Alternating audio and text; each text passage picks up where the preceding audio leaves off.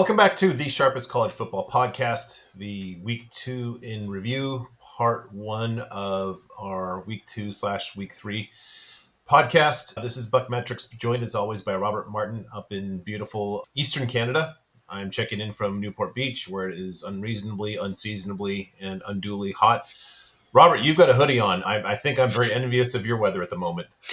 Yeah, and as usual, the second college football comes on, it gets cold here. Those, of course, are completely correlated. That's what happens.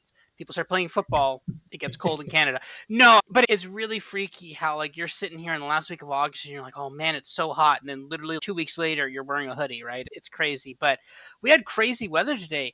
For the first time ever on my phone, it gave me a tornado warning.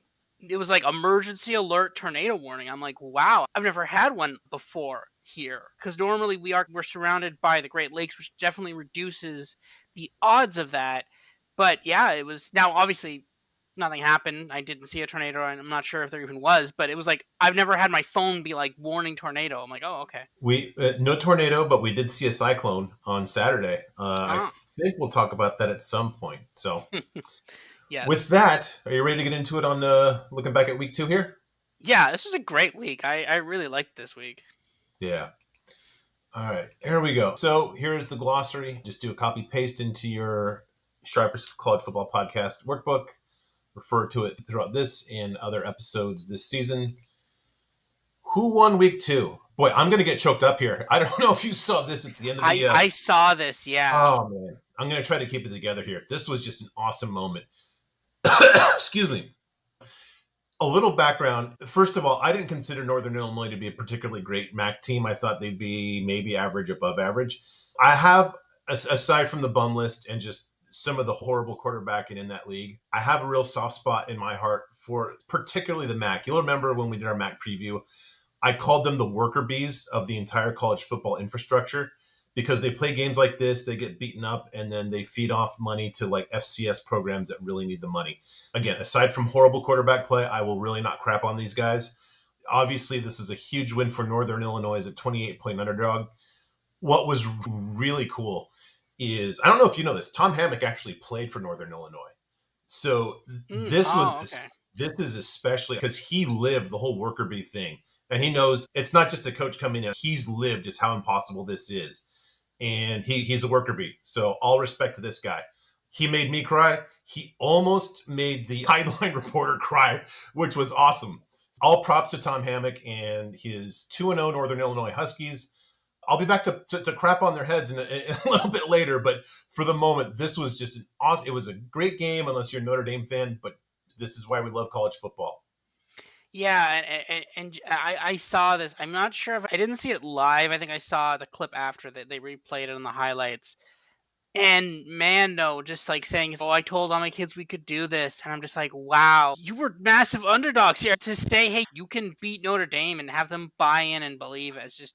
And in Notre Dame, not to be fair, obviously not the biggest trek from wherever Northern Illinois is. There's not much left past Chicago, but whatever, pretty close to Notre Dame. But no, just like a crazy, just what an amazing story there. And yeah, Notre Dame knocks out Texas A&M. People think they're a shoe-in for the playoff, one of the top teams in the country, and then turn around and next week and turn around next week you lose to a MAC team that like just believes in itself. That's crazy. Wow, and yeah, he almost had me tearing up there too. It was an emotional moment. Yeah. And before we move on, just shout out and big props to our guy Step on a Duck, who in the MAC preview said, "Watch out, Northern Illinois is going to play this one tough." And I thought he might have been on the wrong medications or something when he said that. I did not see this coming at all. Got to give him mad props for that. That was just really well done on his end too. You have a different kind of week 2 winner here. Yeah, again, with this, we do coordinate this somewhat, so I don't want to beat a dead horse, or I guess praise a winning horse, I guess in this case. But no, but again, I just want to highlight Tennessee here. Wow, they just annihilated a probably one of the better ACC teams based on what we're seeing in the ACC at this point. They just annihilated them 51-10, not even close the entire game. And again, just an action shot there of Nico Alamale just running, just completely unopposed there on a running play. And this is the thing, right? Like his Heisman odds have shortened. Tennessee's playoff odds are probably very high right now, comparatively. Again, we were on this team. This was a team we thought was really good, and they're completely proving us right. And the SEC, there's some question marks in for some of those teams. We'll get into that a little bit later. But man, though, this team is legit. Yeah. And I know one of the things people had said about the 12 team playoff was they were like, oh, we don't want back when in the 4 team they were like it's always Bama, it's always Ohio State, it's always but there are some different teams this year. Most notably Tennessee. This is a team, and again, looking ahead at their schedule, not bad at all. You've got Bama, and again, question marks about Bama. Based that scoreline was a lot closer than it looked. And then you've got Georgia, which is probably the number one team in the country, but like outside of that, a very easy schedule. So yeah, this team is gonna be fun. Just watch for this team down the stretch, and just enjoy this. This is gonna be a fun team to watch. Yeah, let me lay an idea on you. I'm curious what you think about this. I think Tennessee they just strike me as one of those teams that would be a long shot, even as good as they are this season, to make the playoff if it was still 4 teams. Yeah. Obviously, I'll put it this way: they seem tailor made to be like one of the teams that would not just benefit, but like a team that wouldn't make the playoff in the old format, but is actually a real threat because they can string this together for 3 games, 4 games, whatever it's going to take. Over the course of 13 games, just to have only one loss, I could see that being an issue for a weird kind of style. You just get one kind of weird matchup, or just one thing goes wrong in the wrong situation, and you're on the outside looking in. But at the same time, they could roll off 4 in a row without much of a problem. I think we're both on them. I know we both had them in the playoff. I actually made a small bet on them to make the playoff when I was in Vegas. I don't know if you did too, but this would be a team, interestingly, that if they actually get in, I'd be interested to see what kind of odds you get, depending on their draw too. Yeah, and again, this is very reminiscent of Tennessee just 2 years ago with Hendon Hooker, right? That was a team that they took down Bama, they did everything they had to, but then they lost to Georgia, and then they blew another game late season, and then that was it. Because in the old year, basically you had Yeah, to be really good and just hope that two of the conferences sucked, yeah, and then that's a maybe you great get point. in as the SEC. But now, even if you have that screw up, right? Because okay, you lose to Georgia. Okay, now before Georgia, that meant if you lost to Georgia, Georgia would be going on to the SEC championship game. You're left at home because of the insane SEC rules. That's gone now, which is going to create other chaos. But whatever, we can talk about that later. But now they have a shot. Even if you lose to Georgia, guess what? Okay, maybe these two are the best teams, so they're going to go to the SEC championship game. And then Yeah. even if you lose that, you're probably still one of the top teams, and you're going to go to the playoff. So no, like Tennessee is one of the teams. Penn State again, there's a lot of these teams that have been shut out from the playoff, destined to go to like the Orange Bowl or the Sugar Bowl or whatever. That was their ceiling based on that because they weren't quite as good as that.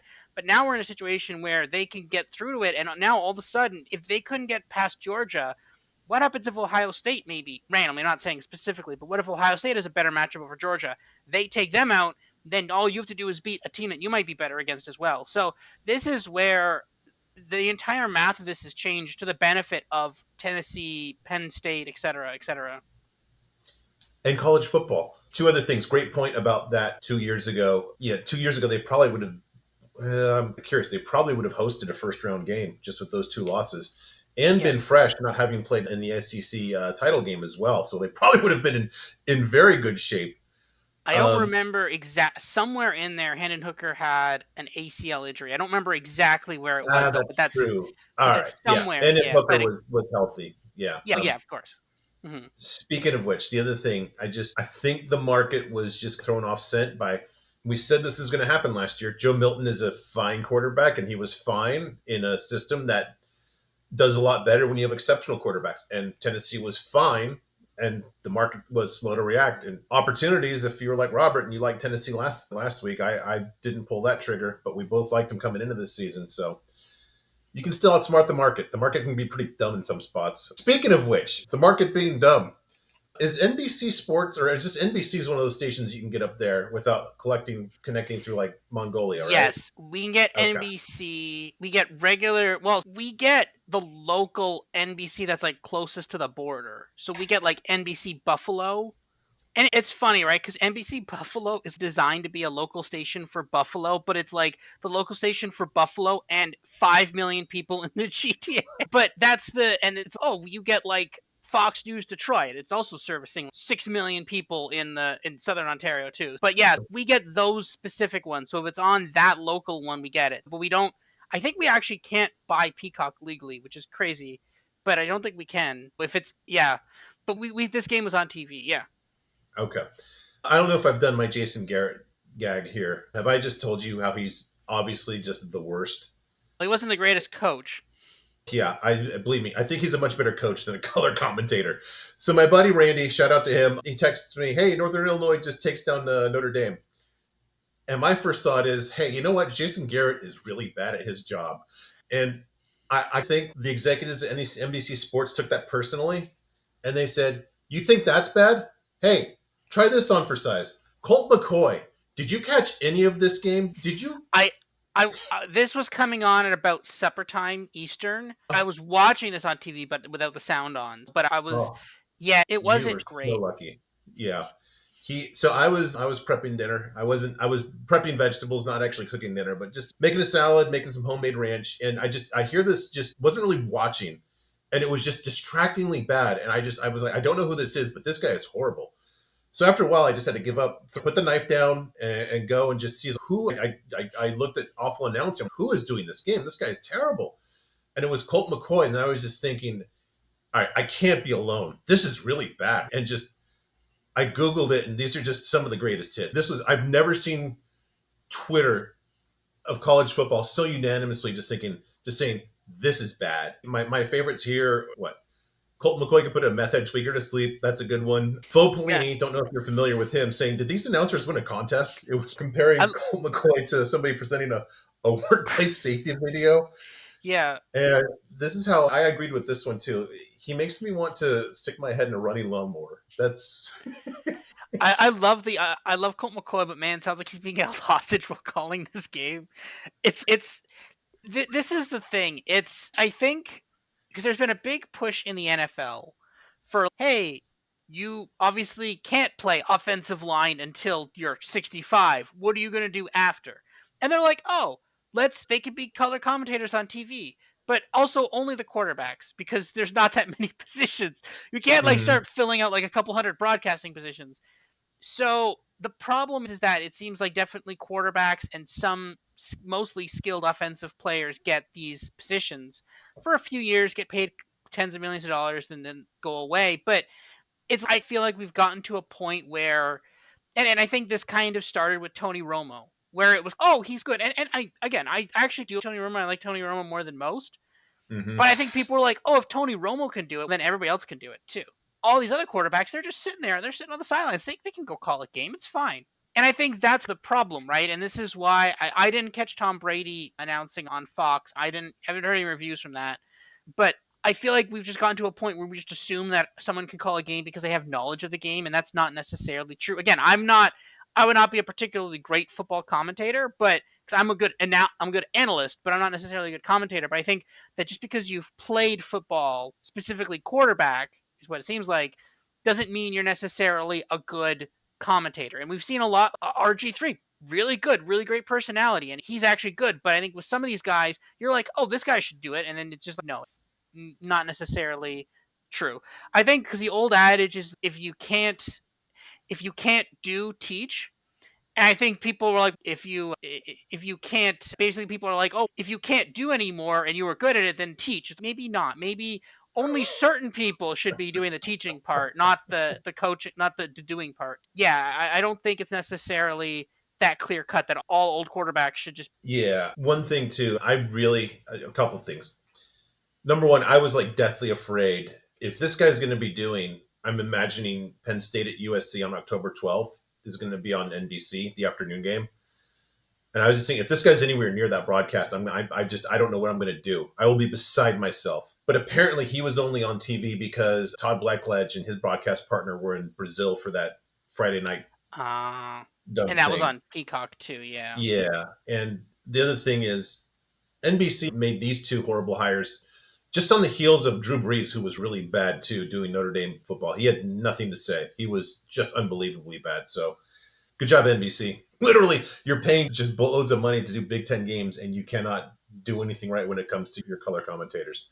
All right, end of angry media consumer segment. Robert's got a more reasonable week two loser. Yeah, so again, not we don't want to beat a dead horse here. We're going to get to the dead horse very soon, but this was really bad. Kentucky should not have lost this game. On paper, they should have destroyed South Carolina. The South Carolina team that struggled to put away Old Dominion last week on they destroyed Kentucky. That was not expected.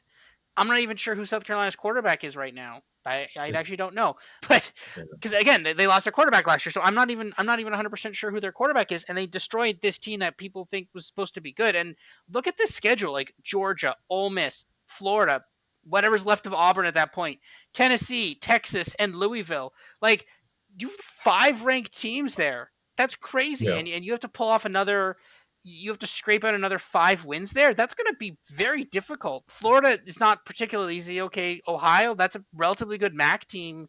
Auburn, whatever. Vanderbilt, you're basically saying your path to a bowl game relies on beating Diego Pavia. That's not fun. So, yeah, they could be in a bit of trouble here. Robert, sometimes I just think that we've been friendly for so long that we're just like a married couple and you just don't listen to me sometimes. Can I remind you who the offensive coordinator of Kentucky is? Because I'm not surprised by this at all. Do you remember Oh, this is no, who is it? Bush Hamden? Oh, from Boise, right? Yeah. Yes, the man who murdered Boise until Dirk Cutter unmurdered them last season. Yeah, I agree. Just they shouldn't be this bad, but they are that bad, and they just what a horrible hire by a good coach. But you know what? Even if you're an elite program, said the fan of an alum of a school that boasts an elite program, not all hires work out great. And if you're not an elite program, that's going to be even more so the case. And I think that's just what happened here. Would love to Yeah. know the process behind that, though. I don't know. It's just maybe I have a feeling maybe Mark Stoops got like a big like 5,000 acre plot of land just to go in with taking this guy off of Boise's hands too. Maybe he's got a potato farm now. Maybe that's just what happened. Like they gave him some big potato farm in Idaho, just like a hire this guy, get him off our books, and we'll give you this big potato farm. That's a, Yeah, he's just building his doomsday bunker somewhere in Idaho. And they're like, "Yeah, you know what? I want a doomsday bunker. I don't particularly want this guy. We'll fire him after 1 year. This is a transition year. It's fine." Mark Stoops is now going to be known as the Doomsday Potato Farmer. That's what his name is from now on this podcast. All right, victory laps. A couple here. I was emphatic, and this is one of my biggest bets coming into the season, that Auburn's deficiencies and disadvantage in most games at the most important position, quarterback, would bite them in the butt. They were the only team in the preview where I actually put the apex of their opposing quarterbacks on the schedule, just to illustrate that their meager quarterback with an apex of 71 was basically starting 40 points behind most of the opponents here. And I didn't see this one coming. I brought this game up last week about interesting. I was interested to see if Justin Wilcox could outfox Peyton Thorne, and that turned out to be much too easy for Mr. Wilcox. Peyton Thorne with a negative 35 APEC on the game. Great job. Can't say anybody's surprised. I really should have bet this after bringing this up, and then idiot Clay Travis, who I will say wears not the same size, but apparently the same cut and style of shirt as Sam Pittman. I'll just keep it at that. Basically, he said, "Hey, I like Auburn here because Hugh Freeze has the Auburn defense rolling in year two." I don't know. It's 14 points at home rolling, Robert. Yeah, this was insane. Basically, one of the things that I do, and again, especially early season, I look at this. When I see like when I see a line that doesn't make sense, like this one definitely was one that stuck out. Michigan, Texas stuck out as well. But when I see a line that doesn't make sense, I then immediately go to the betting spreads. And the betting spread was like 70% of the money was on Auburn. I'm like, all right, we're gonna bet Cal, and we won. So Not only did I just bet Cal spread, I bet Cal money line, and I bet Peyton Thorne under 1.5 Nice. touchdowns. What I also should have bet was Peyton Thorne to be the mole at plus 400. Because seriously, what? He's clearly, we said Jeff Sims was the mole last year. Clearly, he's the mole this year. 4 interceptions. And okay, you know what? If you're going against Georgia, I'm like, you know what? Yeah, he tried. Maybe over. This is the AC. This is the Pac-12 team no one wanted. They didn't Yep. want Cal. You have 4 interceptions against the Pac-12 team no one wanted to add to their conference. That again, this is you think this is Cal's such a good team. No, Cal's not a good team. They're not a good team, and you threw 4 interceptions against them. And again, okay, then how was the running? That was awful too. And 21 points against Auburn, and not great, not amazing, but still though, 14 points against Cal. That's unbelievable. And I think they were at home, right? Yeah, they were at home. This was at Yeah. home. They were Wow. being booed. I think they might be firing their coach this year, like straight up. Like if they lose another one of these, if they don't make a bowl, I bet under Auburn too, which is funny, and that's a mortal lock at this point. But New Mexico this week, 28 and a half. I've always said that. I've said so far New Mexico is going to be a team that's going to win. As I said, 17-point favorites. I've actually earlier tonight. I've bet New Mexico already tonight. I don't know, and it's at home too. This is insane. It's 28 and a half. They should cover that. I don't know if they will. I don't know if they can cover 28 and a half. They should cover it, but New Mexico could beat them. This is not a good Auburn team. This is a really bad team. Yeah, I'm looking to see. Here's what I'm curious about. That is that game going to be on like what, ESPN, or what TV is that game on? That could be sneaky watchable. See, on ESPN two, it's like a primetime game, 7:30 Eastern. That could be something of a ball game because Devin Dampier had quite a game against Arizona, and you've got a very good defensive coach in Bronco Mendenhall. I'm not going to bet it, but I'm definitely going to have that on one of my multi views just in case it's interesting. I'll put it that way. Like Yeah, where's Auburn. where's the bottom for this team? It Wait, it could be 5 days from now, Robert. yeah. Look, they're all right. Kentucky, they're going to basically they'll be okay at quarterback there, and Louisiana Monroe. After that, where are they even going to be competitive at the quarterback position? All right, let's hand them the New Mexico win for now. Let's Yeah, just do that. yeah, Okay, and then sure we'll give them Kentucky and Louisiana Monroe. Okay, that's 3 wins. So you have 4 wins. yeah, Okay, that's iffy to get to get past yeah, 4. You're yeah, like Oklahoma, Arkansas. That's iffy, and that's even just a 6. The over under was 7.5. You're not even like yeah. It's it's not a good time on the plains. I'll put it that way. I have one more here too, and I put this on Twitter Saturday morning because it was bugging me. I brought this up last night, last week's podcast, but I wanted to get on the record. This talk about Michigan didn't want to show too much against Fresno State.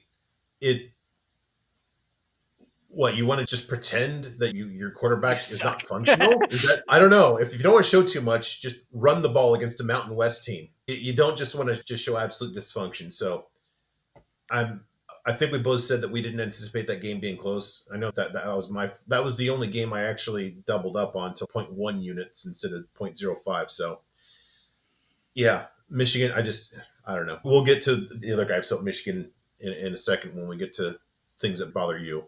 Yeah, no, this was one we called 100%, and I remember I said that I wouldn't touch this at less than 14, but then the line was down. Unfortunately, there was way too much money on Texas. I did decide I put a bet on Michigan.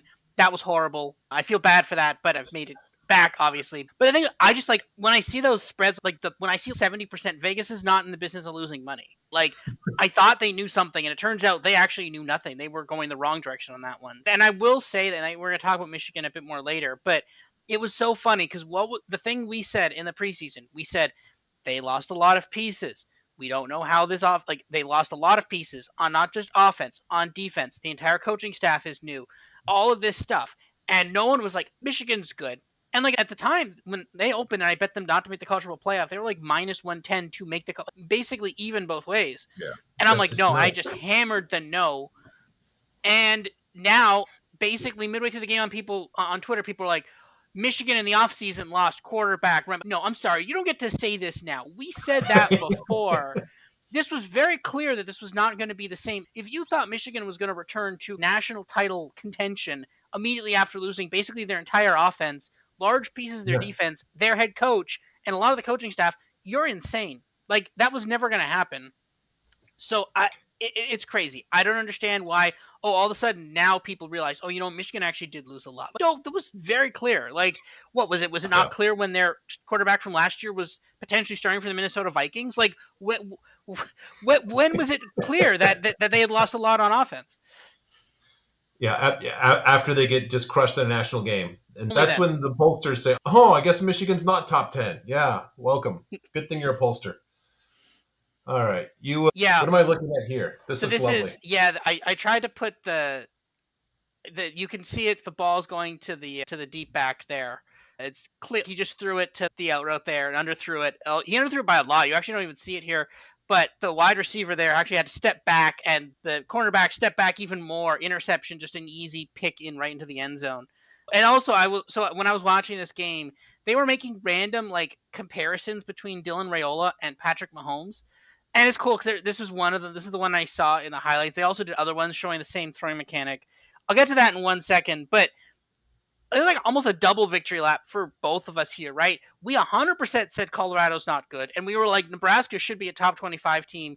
Finally, they are. They were dominant against Colorado in the first half, less so in the second half. I think they lit up on the gas, but doesn't really matter at that point. Am I a little sad that I didn't cash my minus 21.5 alt spread? Yes, but it's okay because I cashed the main spread, the teaser, all that, so it's fine. But no, Dylan Raiola looks really good, and it's actually cool because they were showing the comparisons between his throwing mechanics and Patrick Mahomes, and they're actually very similar. And I realized, I'm like, you know what? Patrick Mahomes has been an NFL player for quite a while. It makes sense that another younger generation of quarterbacks will have seen that and start emulating that. And that's actually really cool. It's showing, because obviously a lot of people try to emulate Tom Brady, and now we're just getting to the point where people are emulating Patrick Mahomes. That I think that's cool. But no, straight up, this Nebraska team is legit, and Colorado is not legit. I don't understand why they were only 7-point dogs here. That was wrong. Because And they I weren't look, ranked at the end of last season. And basically, I don't know. The market is almost as dumb as the pollsters sometimes. yeah, but like, this is the thing, right? Jeff Sims last year was the mole. Right now, he's gone. They actually have a quarterback. Oh, look, they're doing really well now because the offense was the problem was with the quarterback. Now that they have an actual quarterback and they still have a good defense, now Nebraska can do stuff. So watch out for this Nebraska team. Nebraska plays Ohio State. Ohio State definitely not Yep. been tested yet. That, like, I mean, I bet Nebraska to make the playoffs as well. I think they're like in many ways the mirror image of Tennessee. I would love to see both of them in the playoff, and I think we might definitely see that. So yeah, Yeah, I believe that you actually picked as your upset when we did the Big Ten preview, Nebraska over Ohio State. I think so Um, actually. Yeah, I'm pretty sure about that. I at one point, like offhandedly, said, "Jesus!" When I was making the case for USC, a small play on them to win the Big Ten, I said, "After that, there's only one other team I could see a path for, and it's Nebraska." Because I didn't think Raiola would be this ready, but man, so far he's the goods. Now let's see when he faces a better defense. But I will also say, I remember in our Big Ten preview, I said the one game that scares me the most on this schedule is at home against Nebraska.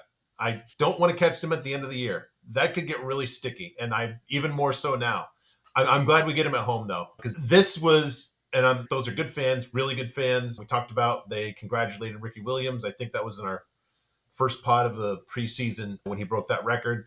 Good fans, but that had the feel of like classic big time, like most hostile, toughest Nebraska home crowd to deal with. And that's fun. That's one of those programs when they're really good. It's fun to see their home field be like that. That was really cool.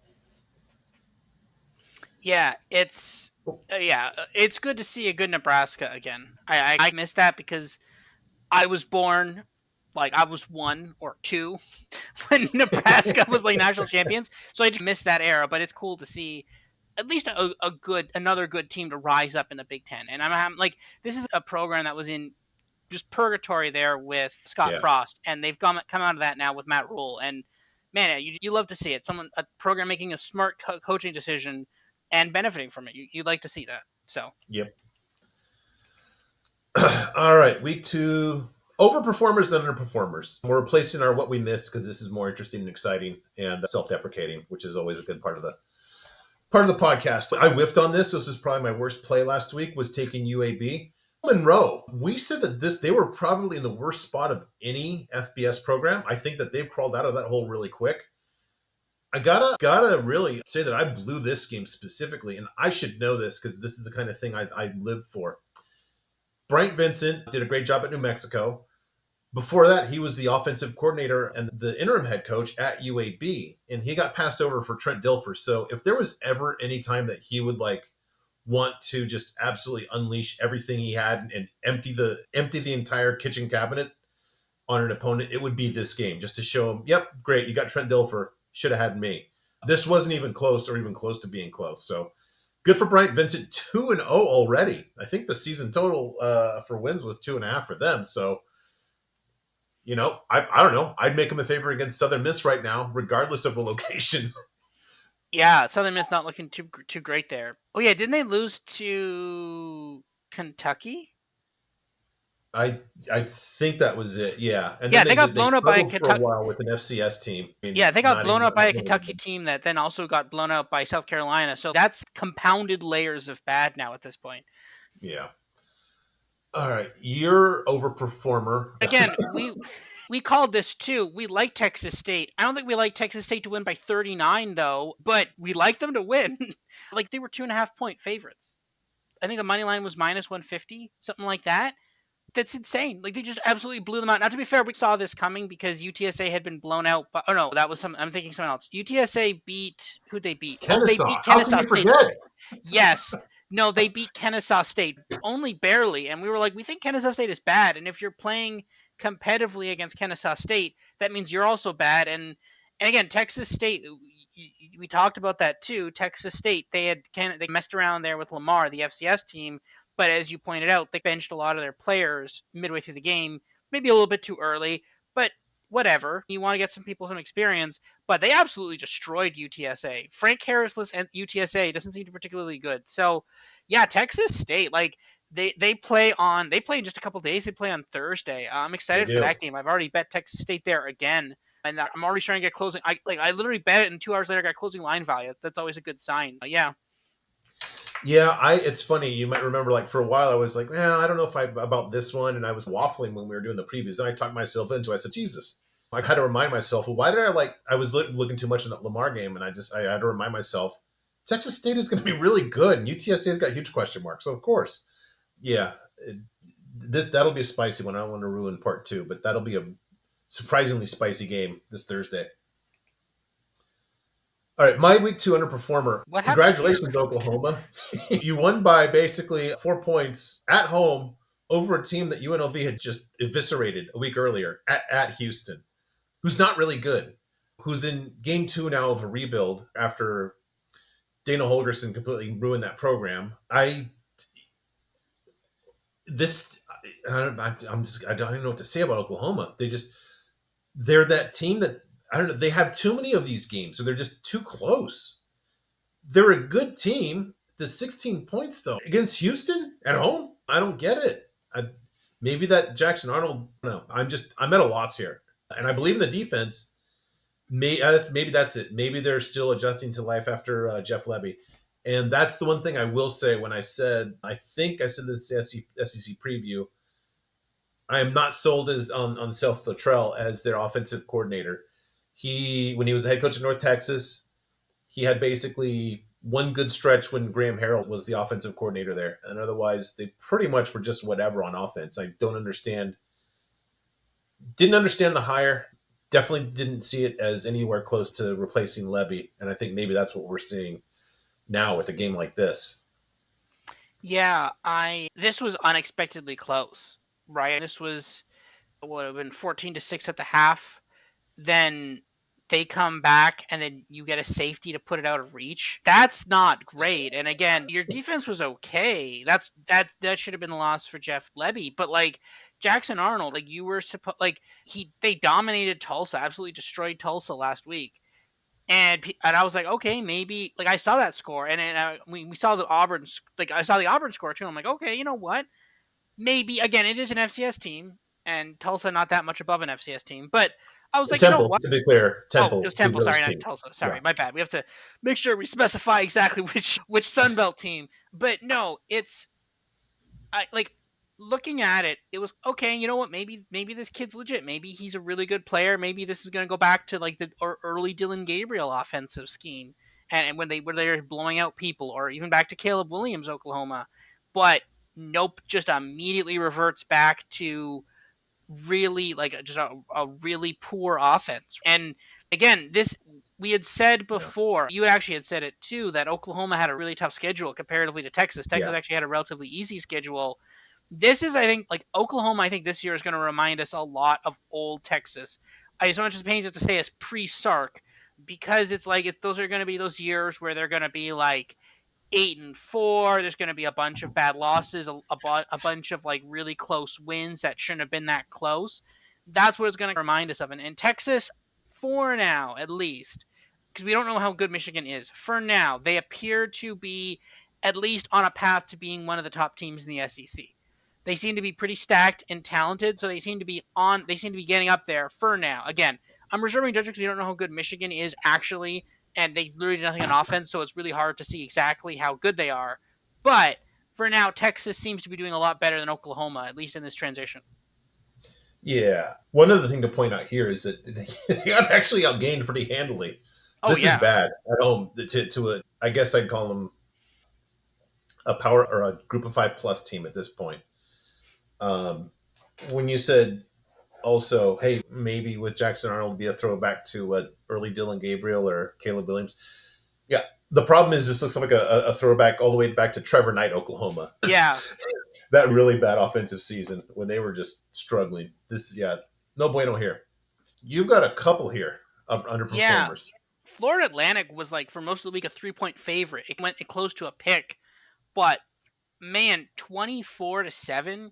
It's Army. You couldn't put up more than 7 points against literally Army recruits. Like this is the thing. Like that's the best you could do. That's really concerning. Like they specifically tailor schemes to be because most army recruits are they're just athletes, right? So they have to be very specific on how they tailor make defenses, less so than an offense, but they have to be very specific on how they do it. And you put up 7, and then you're like, and then I saw that game, and I was meaning like, oh, you know what? Florida Atlantic's really bad. Michigan State must be really bad, so I'm gonna bet Maryland. And then now I didn't bet Florida Atlantic too, but then I was like, oh, Michigan State must be really bad, so I'm gonna bet Maryland, and then they got beaten by Michigan State. I have no idea what happened here. Maryland looked amazing week 1 as well.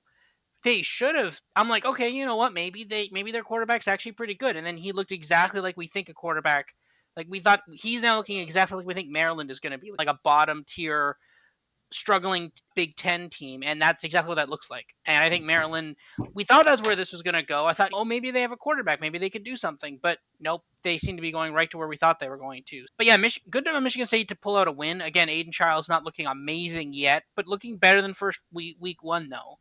But yeah, that was a very misleading number there with that first game. But I have Michigan State futures. I don't have Florida Atlantic futures. I just partly I don't work for Florida Atlantic. We work with Florida Atlantic. But again, I'm not happy to see Florida Atlantic using. I'll say that. Yeah, it's I don't know. It's almost as if it wasn't a good idea to make Cam Fancher your starting quarterback. I don't know. I'm not a Yeah. coach, so I don't know. But See that they consult me for a U.S. political polling, not for football. They should for both. They should for both. Guys, I'm available if you want. I could tell you who to add in the transfer portal and who not to. maybe the way to frame it is the margin of error on this decision is plus or minus 80%. You might want to reconsider this one. Yeah, that's true, right? It's funny that, but yeah, no, not looking great. And that's last year they seem to have it figured out, but the Cam Fancher very questionable. And yeah, this looks like a kind of not great season for FAU there. As we thought. All right. Things that annoyed Robert and annoyed me as well, but you take this one, buddy. Yeah, so I'm just gonna yeah, this has been really annoying. This is now, and this isn't even last week's. Last week was even worse than this. This is this week's AP poll, which is somewhat less egregious than last week, but somehow even more. Shout out to the picture there of Matt Rule. Love that picture of him. I'm assuming that was last year with him being frustrated with the offense or a penalty or whatever, but still applies here. So I've highlighted green teams that should probably be either top 10 or very near top 10. And in red, I've highlighted teams that should probably not be ranked. But to be fair, we do run into the problem of you have to rank 25 teams. You can't, like, your top 25 can't just be like 15 teams. Although I would prefer it that way. There has to be a team 16, right? Like Tennessee, that one's probably the best, closest one. There's an argument that Alabama should be lower, but because I think Michigan was ahead of no, Michigan wasn't ahead of them, no. But like when you get to the top like that, if you win, you just move on, and Alabama should probably drop down a couple spots. So Tennessee is somewhat arguable. USC should definitely be a top 10 team. They should definitely be ranked ahead of Miami, definitely ahead of Oregon, and probably definitely ahead of Penn State as well. There's no excuse for USC not being a top 10 team at this point. Oklahoma State, they should have lost against Arkansas. They are not good. Somehow people have convinced themselves that they're the 13th ranked team. I have no idea why. I assume just because people like Mike Gundy. Maybe Mike Gundy bribes people with like candy or something. I don't know, but he should not be 13th. Kansas State, I think they needed like a penalty call for them to beat Tulane. They should also not be 14th. Oklahoma beat a team that got blown out by UNLV by 4 at home. They should not be 15th. Michigan looks like one of like basically a middle to bottom tier Big Ten team. They should not be Yeah. 17th. Yeah. Arizona, they beat an FCS team by 12 after letting New Mexico, a team that was a dog to that lost to an FCS team and an underdog to that FCS team. They only beat them by 12. And Clemson, I guess we've just decided Clemson should be ranked now for some reason. I don't know why. Are they the only ACC team ranked? Is that why? No, Louisville. Yeah, Louisville. Okay. So you don't have to just include them just because you have to rank an ACC team. You And can. Miami. Oh, and Miami too, sorry. But guys, maybe they're not good. Just because they beat App State doesn't mean they're a top 25 team. That's not how Yep. that works. Boise should be a top 25 team. 100% Boise should be a top 25 team at this point. Even though they lost to Oregon, they barely lost to Oregon. That team might actually be legit. That running back is legit. They should be top 25. But the problem is because the way they do this, if you lose, you go down. If you win, you either stay the same or move up. If teams have you lost, you move up. But those 6 teams should. Maybe you can make an argument for Clemson being in the top 25. It's a bad argument, but fine. But the other 5 should not be top 25 teams. But then, to be fair, who else would you put in the top 25? What other 6 teams would you put there? I guess you put Kansas. I guess you'd put, but Kansas Kansas just did lost now. lose. They did Yeah. lose. But the thing is, at this point, is who would you put above these teams though? I rank Arizona State. Yeah. Do it. I would. Like Yeah. I'd rank Arizona State. Apparently, we'd be the only ones doing that. Who else? Is Georgia Tech lost to? Let me ask you Yeah. Okay. this: what's the logic of having Michigan at their 1-1, but Washington not Washington at 2-0? I Yeah, actually, that doesn't make any sense at all. No. Because Will Rogers is a better quarterback than whoever is the quarterback at Michigan. We don't know. Yeah. And I'd say They that Jed they Fish is played in probably a the better title coach. game. They both play in the title game, and Michigan won the They title game. both have new coaches. They Yep. both lost a lot. One of them's undefeated. That's the difference. If Washington had won the title game, they'd be ranked 17th. Yeah. No, it's yeah. And I agree with you. And again, look, I'm so happy for Tom Hammock. I don't want to cry again. But if you actually asked 100 serious Group of Five fans who's the best Group of Five team right now, yeah, Northern Illinois would be on the top of nobody's ballot. Maybe for the resume so far, but this is not resume. This is clearly like who we think is best at this point. No way is it Northern Illinois. No way would they be. They wouldn't be within 10 points of Boise. I'm talking about as in a line. I think Texas State would be a comfortable favorite ahead of them. I still think they're probably dogs in at least 3 or 4 games within their own conference this year. Tulane lost, so that's like the kiss of death if you're a Group of Five team. But I think that Tulane probably has a claim to be a better team right now. I'd even put Louisiana ahead of them, and that's just off the top of my head. And again, happy for them, but this is literally just lazy, ignorant pollsters who are unable to process information intelligently, having to be spoon fed who fills out their ballots. That's literally what this is. I really think a lot of this is the fact that if you are an AP voter, you're a journalist, which I think they probably shouldn't, because the problem is the fact that although they swear it doesn't, these very clearly impact the CFP rankings. Like the CFP rankings very clearly start from this.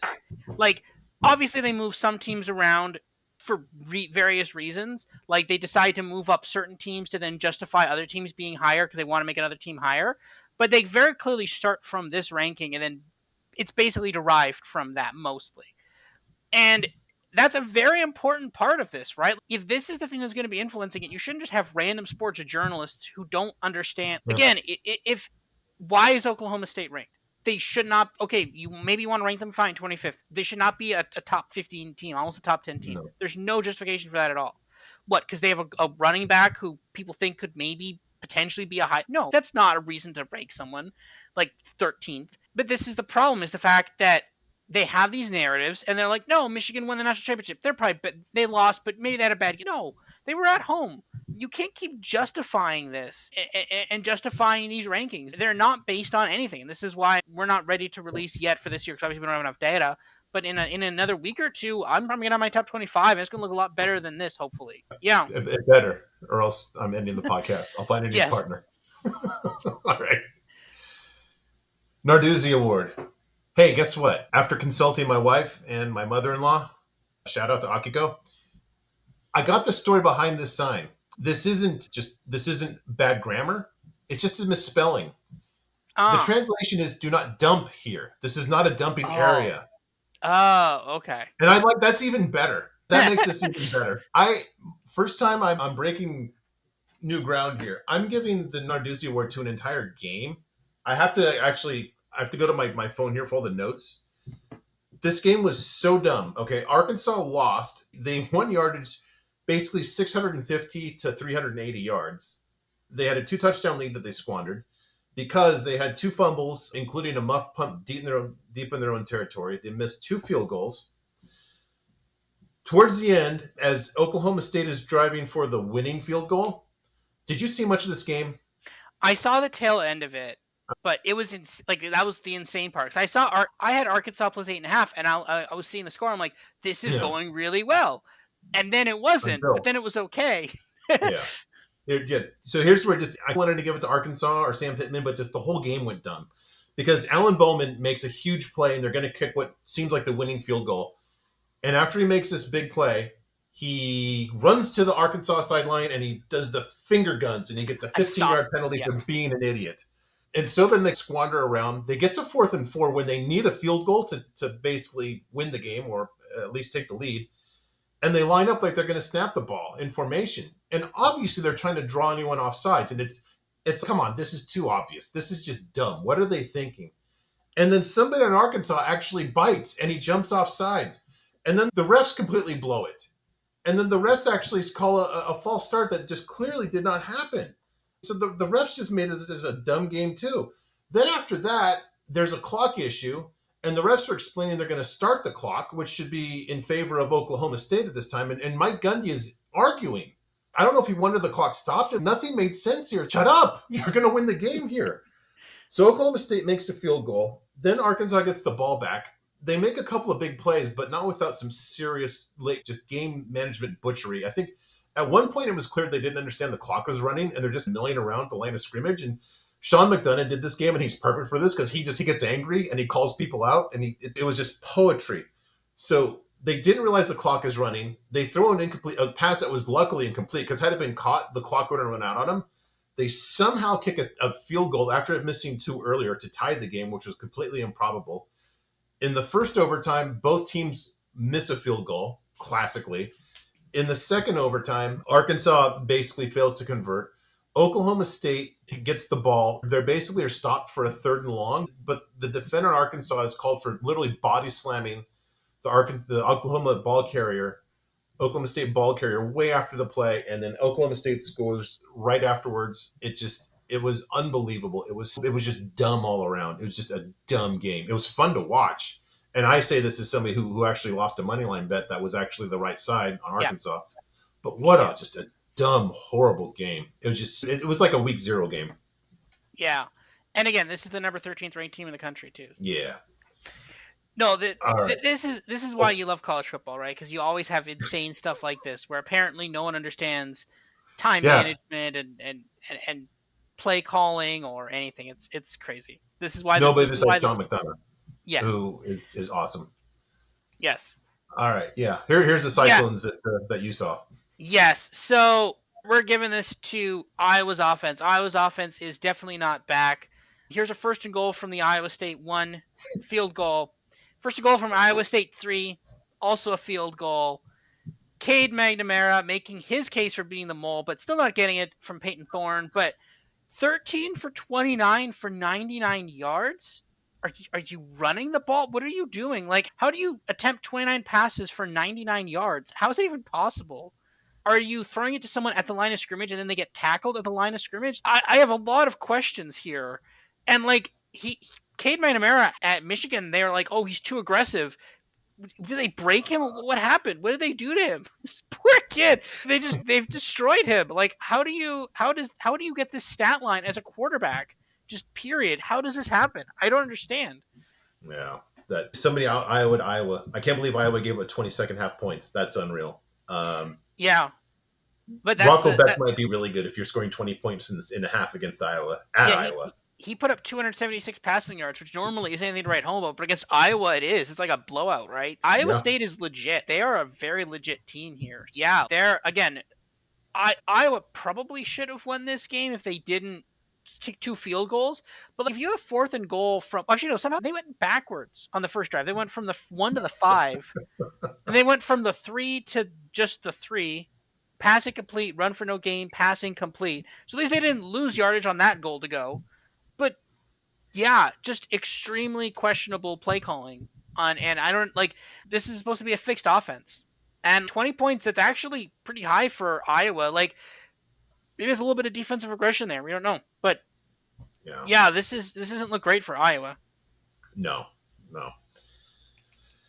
All right. Noted for future reference, other little odds and ends throughout. As nice as Nebraska looked against Colorado, only 334 total yards. Now they did take their foot off the pedal, it seems, but need to see a more complete effort. I would have thought the total yards would have been a lot more than that. Yes.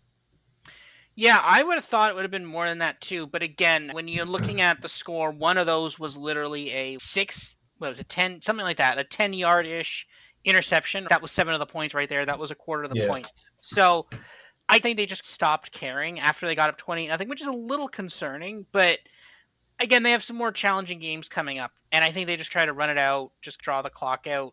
But yeah, I'm not concerned. I think at a certain point they got up 28, and I think that really took the wind out of Colorado sails. Colorado knew they were beaten, and no Colorado didn't even do much in the second half either. Just let's just get out of here, right? Yeah, I'm not worried about Nebraska, but I think that it was maybe a little underperformance. They should have cashed the minus 21 and a half. That was the right side on that alt spread. Yeah. All right. USC 48-0. Lincoln Yeah. Riley's first ever shutout against an FBS team. A lot of people for a long time have just dismissing him like a little pat on the head and said, "Oh, that's so cute. If he ever did defense, we might be finding out." Yeah, this is the thing, right? And they should be like USC. I think is oh, no, USC is not a top 10 team. Tennessee is. USC is not. This is pretty scary, right? If you're in the Big Ten, you have to play this USC team. That's a little scary, right? Okay, it's Utah State. This isn't Ohio State, but you still shut out an FBS team. That's not a Lincoln Riley thing to do. They outscore you, and they still did outscore you, but they don't shut you down on defense, and they shut down LSU on defense. And Miller Moss is only going to get better as the season goes on. This is game what 3 for Miller Moss. Yeah. What is he going to look like in game 8 or 10? This is scary. This is not really for me. I have 50-1 Miller Moss Heisman tickets, so this is great for me. But like for everybody else, and I'm an Oregon fan, so it's not great for that. But again, I can win. If I win a couple grand, I'm fine with that. But yeah, Yeah. And you get they're off this week. Excuse me. Their next game is a CBS noon Pacific game at Michigan. So it gets national stage before I guess people just completely write off Michigan since we're not there yet. 4 quarterbacking performances. I'll just go over these all at once. Jalen Daniels, minus 36 apex at Illinois. Yeah. Cade McNamara, we talked about, he stunk. Kyle McCord, on the other hand, was good Kyle McCord, like the guy basically who didn't play against Michigan, but he was there the other games. And our guy Bush Hamden, congratulations. Team Apex of negative 102 against South Carolina. Any reactions to any of those? Yeah, shout out to Syracuse apparently getting what it appears to be like the steal of all time with Kyle McCord. Like, Ohio State's we don't want you, and apparently somehow Syracuse got him. Like, why was no SEC team? You fell to the ACC. Again, this is what, like, how did this even happen? How did he even physically, did he go to Syracuse? Like, how did this happen? How did he agree to play for Syracuse? Why was not every other SEC team, cough, Florida, or anybody else, Auburn, Auburn, yes. Auburn, Start. South Carolina, Kentucky. Like, none of these teams were like, hey, what, you got a quarterback. Actually, there's no trade. This isn't the NFL. But they weren't calling up his agent, being like, hey, man, we've got some beaches down here. There's no beaches in Syracuse. I don't understand what happened. How did they let this go? Yeah, good for Syracuse. Hit the ground running in year one under Fran. What's his name? Um, Anthony Colandrea had 380 of Virginia's 430 yards. Wow, it's almost like this guy should have been a starting quarterback a little bit earlier, huh? Yeah, they somehow won this game. They were like massively behind, but then they somehow did beat Wake Forest. And it's funny because I did like them. I didn't bet them, but I was like, you know what? They could lose. And then they were massively down. I was like, oh, good not to bet them. And then they just blew them out. I'm like, oh, okay. I mentioned this in the American preview. I'm Seth Hennigan. I'm unconvinced. He's an okay plus quarterback at this point. I'm not impressed with the 61 apex at home against Troy, who basically is rebuilding under pretty much an imbecile at head coach. So this isn't like last year's Troy under John Summerall. I I don't have a team in the American, but I can definitely see it not being Memphis. Um, Yeah, so this is going to be a fun game this weekend. Do you know who they play this weekend? we have that in part two. Don't spoil it. Oh, okay. No spoilers then. No spoilers. Yes. But yeah, we're going to talk about that one then.